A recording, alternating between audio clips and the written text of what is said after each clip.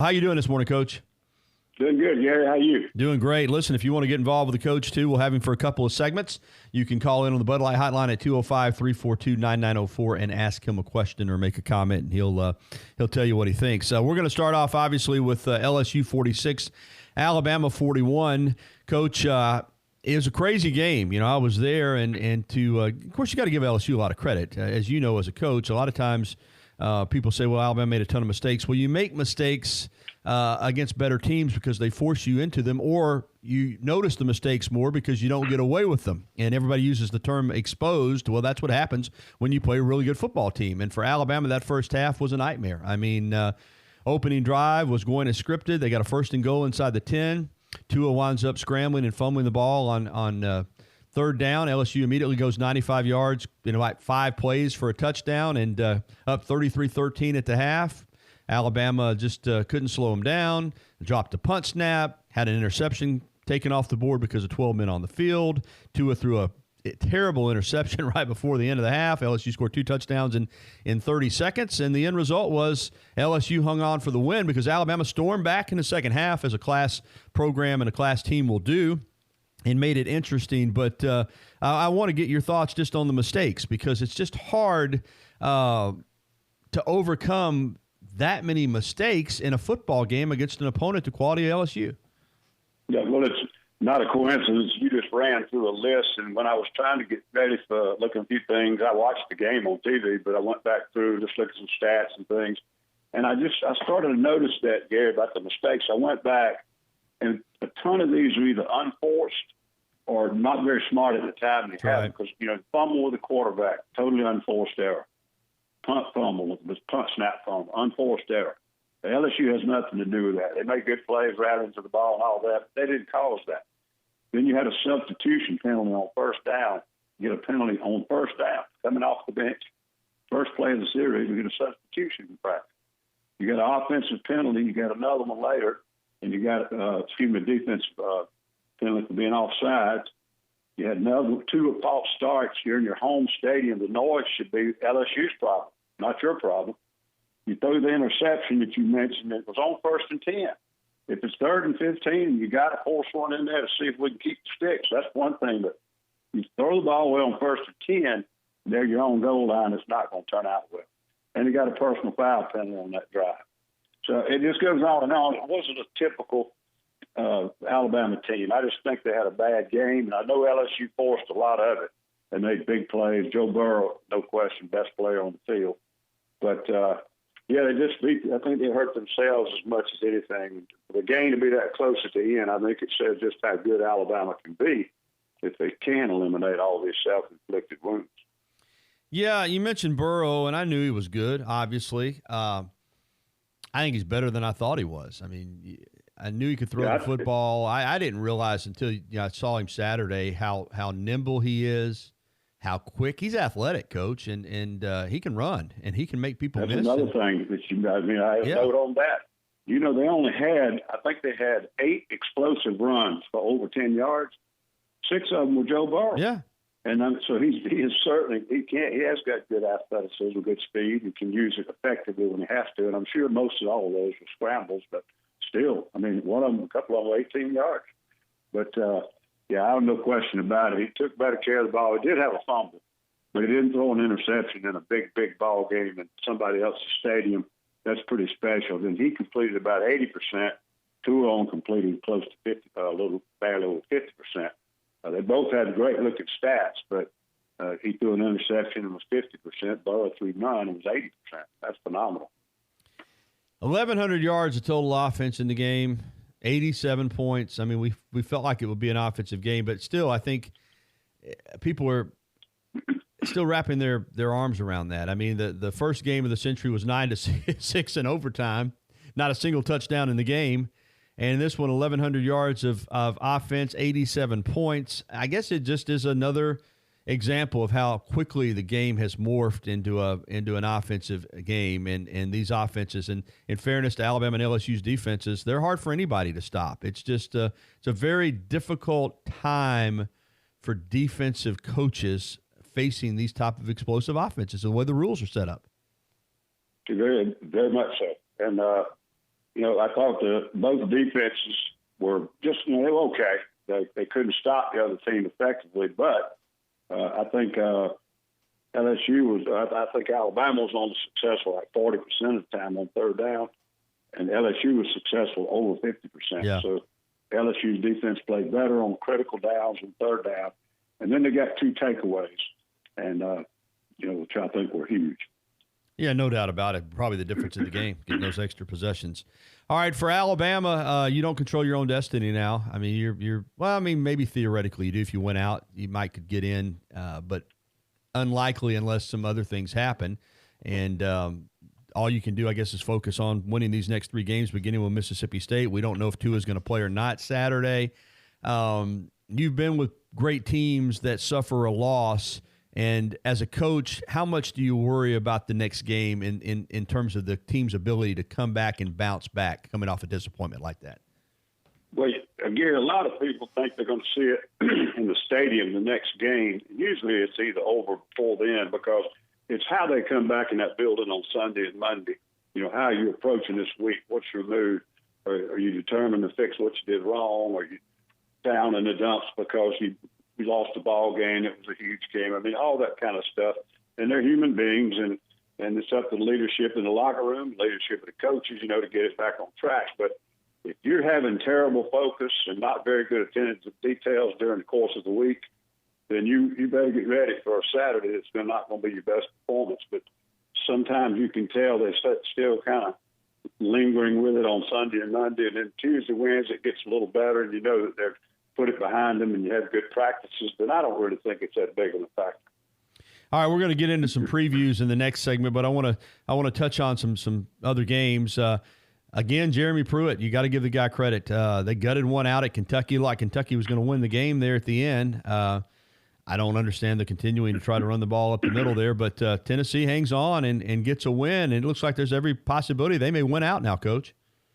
Yeah, well, I think they'll go to a bowl for sure, and that's a tremendous recovery from how they started the season with 2-3 losses that could have gone the other way, and really not playing well at all at period.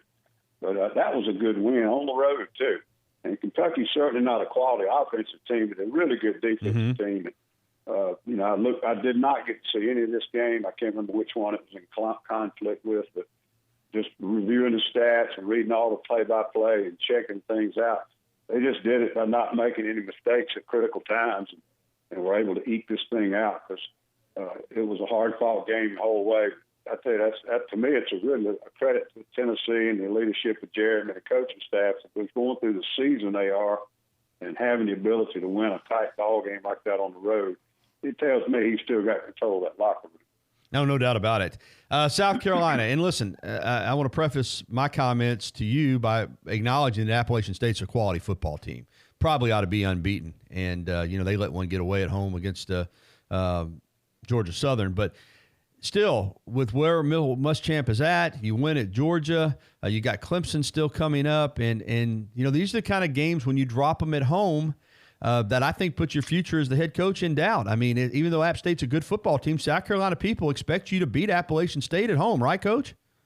No doubt. And I think that, as much as the fact they lost to them, it was the way the game went. I talked to someone the other day, who's an NFL agent, been in a lot of camps, and had been up to Appalachian. He said they have really good Power 5 team speed. He said they're very undersized up front. So I hope that, Carolina will control the line of scrimmage. But it was a strange game in some ways. They never got in rhythm on offense. Defensively, they kind of let things slip a little bit in the second half.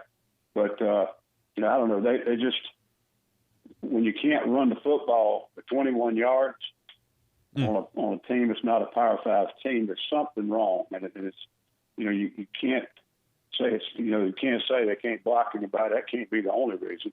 There's no way they weren't able to block somebody some of the time. So I don't know. I'm not sure. Maybe you get caught in this RPO system. And, of course, the quarterback makes a decision whether to run or pass based on the read that's been taught to him in the scheme of the play. And it takes you out of the running game sometimes at a very critical time. So I think some teams use that stuff too much. And I don't know if that's Carolina's fault, but I think they do sometimes. But, It just, it's a terrible loss, and it says that the program's not much further along than they thought it was. Because coming into the year, they thought it was deeper, they thought they were more talented, and they really felt good. Of course, they had the bad luck with the quarterback injury, but they've had time enough now to kind of get used to a new quarterback. And Arkansas gets run out of their own stadium by Western Kentucky, 45-19, and their former quarterback, which is like salt in the wound, Ty Storey, led the Hilltoppers, and it cost Chad Morris his job. Not that one game, but you haven't won an SEC game since you've been there. You lost at home to San Jose State, and then you get blown up at home by Western Kentucky. It's unfortunate when a coach loses his job in the middle of the season, not middle of the season, but toward the end of the season. But still, I guess if you're Arkansas, with the way this thing was trending, they felt like they had to go ahead and pull the plug now. What did you think about that decision to let Chad Morris go with 3 games remaining on the schedule? Well, I hated it, and I don't like to see those things happen, like you say. But when people ask me about the timing, I don't think it matters. I think you do it whenever you feel like you've got to do it. They'll criticize if you fire them in the middle of the season. They criticize if you wait till after the season. We've lost all this time in recruiting. So everybody's got an opinion on when you got to hire somebody, when you got to fire somebody. But when you realize you don't want them to run your program, I think you ought to let them go. So that being said, the only thing I can imagine is that they just weren't able to get recruiting traction or something, because I think Chad inherited us. And I'm not saying you should be getting beat badly by a non-Power 5 school in your own stadium. I understand that those type of performances worry people and make them feel like you don't have control of the team. But the other thing is recruiting, and I was hoping that Chad would be able to really spark their recruiting down in Texas, because I don't think you can win consistently at Arkansas year in, year out unless you're pretty strong in recruiting Texas, because that's where the players are that are close enough to you to make your program any better. That's right. That's just the reality of it. All right, we got to take a break. As I said, if you got a question or comment for Coach, you can call in on the Bud Light Hotline at 205-342-9904. When we come back, we're going to look ahead to this weekend, including Auburn and Georgia. Georgia, number 4 in the college football playoff rankings. So theoretically, they control their own destiny, but they're going to have a tough one down at Jordan-Hare. We'll discuss that, Alabama, Mississippi State, and more next with the Coach. Welcome back into the Gary Harris Show. This hour being brought to you by the member-owned, not-for-profit Alabama Credit Union. Visit alabamacu.com to learn more. The Coach, Ellis Johnson, is with us. Segment number 2. We're looking ahead to this weekend. Let's start with Auburn and Georgia, Coach, because Georgia's number 4 in the college football playoff rankings, meaning, theoretically, if they went out, they're going to be in the playoff. This is a tough one. And Auburn, I've heard some people chatter, well, what if Auburn beats Georgia and Alabama and winds up at 10-2, and then there's a little chaos at the end? They might still have an argument to get in the playoff. I think that's doubtful, but regardless, this is a big football game for both these teams. Looking at it on paper and having watched these teams throughout the season, who do you favor? Well, I think Georgia's a little better football team. The one thing I think Auburn has going, 2 things. They had an open date and got 2 weeks to prepare for them. And also, Patrick Nix being able to play at home, which is tough enough to play in this ball game, but freshmen being able to play at home in a big ball game like this, I think will help him. And they've got Alabama at home too. That was all, something was always brutal to have to play both of them on the road at the end. It was always an advantage to get them to your place and have a shot, with the home field advantage. But I think Georgia's a little bit better football team, and their defense is playing so well right now. It's just almost impossible to get a playoff on Georgia along with 10 yards. They run so well for the ball, and they're playing really well and creating takeaways on that side also. So I think they've got a little edge, but they've got to overcome going into Jordan-Hare, and I think that's always worth 7 to 10 points right there. Yeah, I do too. It's going to be an interesting game. Of course, Georgia, as far as getting to the SEC championship game, they've got they got a mulligan. They could lose this game and still go, but clearly a loss there probably knocks them out of the playoff. Alabama, you coached at both Alabama and Mississippi State, and through the years Alabama has dominated the series, but have had some tough games, even games when they've won at times in Starkville have been tough. Mississippi State's 4-5, but they had the bye. They're coming off a little momentum after blowing out Arkansas and Fayetteville. And Alabama's coming off a loss. Could this one be a little, especially if Tua can't play, can this one be a little bit hairy for Alabama? It could be. I think if they just kind of shake everything off and play their football game, even with the other quarterback, just play as well as they've been playing lately, they'll be fine. I mean, even in the game, they had some wide receiver drops, things we hadn't seen all year long. And I just don't think they were themselves that day. For what reason? Who knows? Whether it's pressing too much in the big game or not focused or whatever.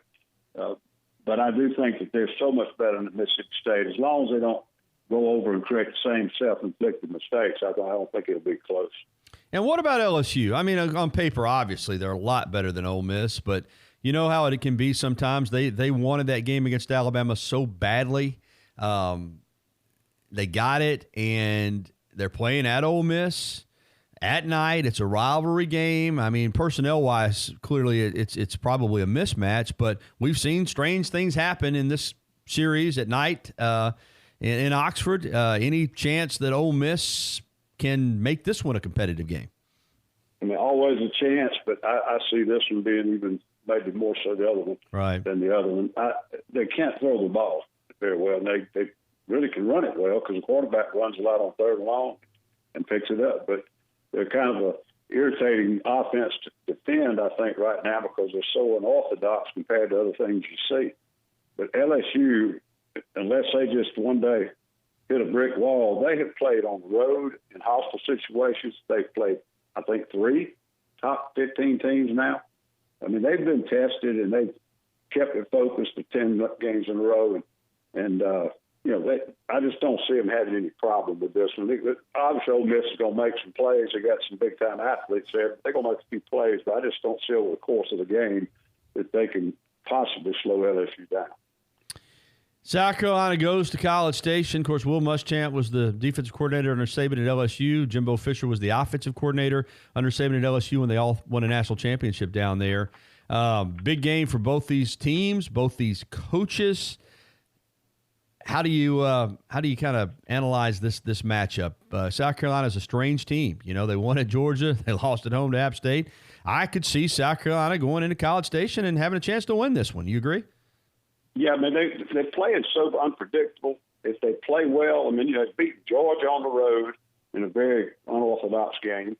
And they've had they played Alabama pretty well in about the third week of the season with a quarterback that hadn't seen starting time yet. I mean, they've done some things this year that tell you that they can play with any team on a given day, but they can't put 60 minutes together right now against good football teams, and then teams that are a little bit average or equal to them. They've lost to some of those.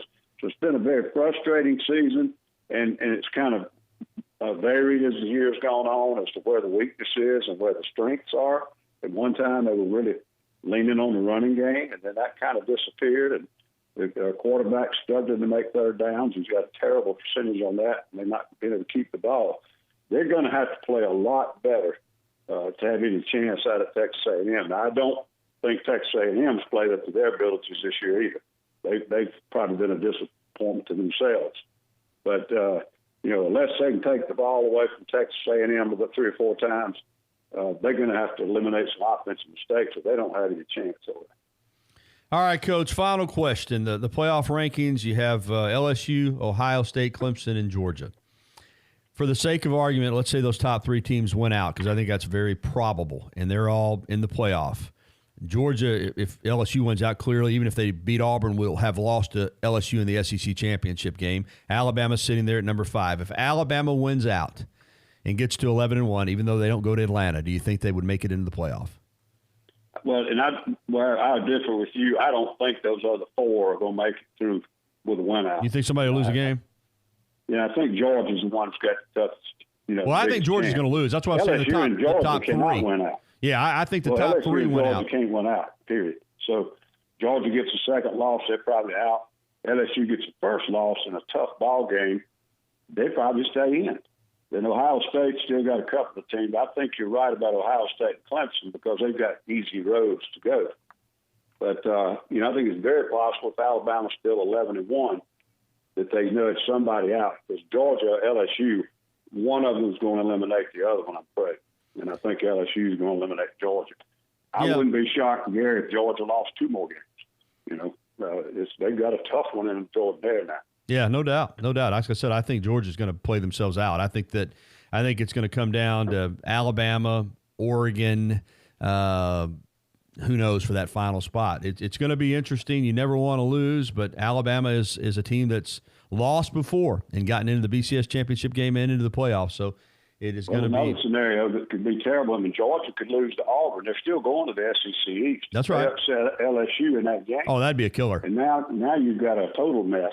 Oh, listen, if Georgia wins out and beats LSU in the SEC championship game, then Georgia and LSU are both going to go. So that would kill Alabama. Sure. If Georgia loses to Auburn. I'm saying Georgia could easily lose to Auburn and win the SEC. Yeah, and that would throw things in a mess. So Alabama probably needs some things to go their way. The first thing they got to do is win the 3 games. And just like for Georgia, that's going to be a tough game for Alabama down at Jordan-Hare in a couple of weeks.